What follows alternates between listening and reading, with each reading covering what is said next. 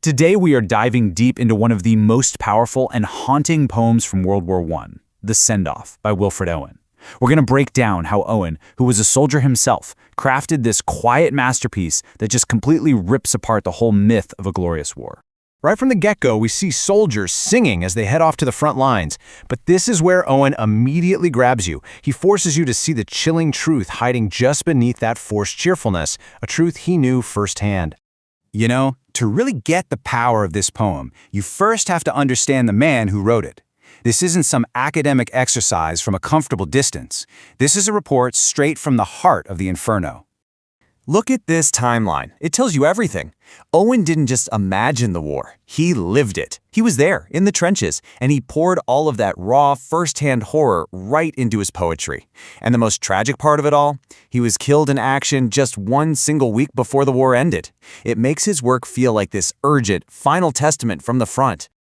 Okay, so let's turn to the poem's opening lines and see how Owen immediately starts shattering that myth of the glorious farewell. This whole section is about the jarring contrast between how things are supposed to look and what they're really like. The first clue is the setting. You need to forget everything you've seen in propaganda posters. No grand public ceremony, no cheering crowds. Owen gives us the grim opposite. These soldiers are going down darkening lanes, to a siding shed, a secondary, hidden railway track. This isn't a celebration. It's almost like a shameful secret being hidden away. And this one line, is just brilliant. It perfectly captures what the soldiers are feeling. The phrase, grimly gay, is such a paradox. It points to the mask they're all wearing, this forced smile that's barely hiding a deep, unspoken dread. So what Owen is using here is a really powerful literary tool called an oxymoron, grimly gay. It smashes two opposite ideas together. It shows us that these men are just putting on a brave face, forcing a smile to cover up the absolute terror of what's coming. It's a performance, not real happiness. All right, so if you thought it was bleak before, this is where the poem takes an even darker turn. Owen starts using these incredibly powerful symbols to suggest this isn't just a departure, it's a funeral procession for men who are still alive. Wow. I mean, this is probably the most direct, gut-punching image in the entire poem. The flowers they've pinned to their chests, which are supposed to be a sign of honor, are directly compared to the flowers you put on a corpse. Owen leaves absolutely no room for misunderstanding here. He's saying these men are being treated like they're already dead. The symbolism of these flowers is just so effective because they have this dual meaning, right? On one hand, sure, they represent the honor of a traditional farewell gift, but on the other, they scream funeral. Owen is showing us that this send-off is basically a pre-funeral ritual.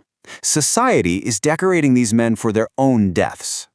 And who's there to witness this grim ceremony? Not a cheering crowd. We've got dull porters, a casual tramp.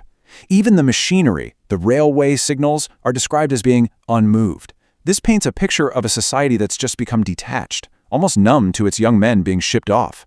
The whole war has become this cold, mechanical process. And it all builds to this sense of deep secrecy. The poem says the soldiers are sent away like wrongs hushed up. Think about that. Their fate is this inconvenient truth that society just doesn't want to face, so they're quietly removed, out of sight, out of mind. So now we get to the poem's absolutely devastating conclusion. The focus shifts from the secret departure to the silent return. Or maybe more accurately, the lack of a return. Owen poses this haunting rhetorical question. Will these men come home to victory parades with great bells ringing and celebratory trainloads? He sets up this expectation of a heroic homecoming, and then he just completely demolishes it. And here's the heartbreaking answer. The poem repeats this phrase, a few, too few, to just hammer home the unbelievable scale of the loss. The number of survivors is so small, so insignificant, that a big celebration would feel like a cruel joke. And this is the reality for those who do make it back. No drums, no yells. Instead, the survivors creep back, broken, unnoticed.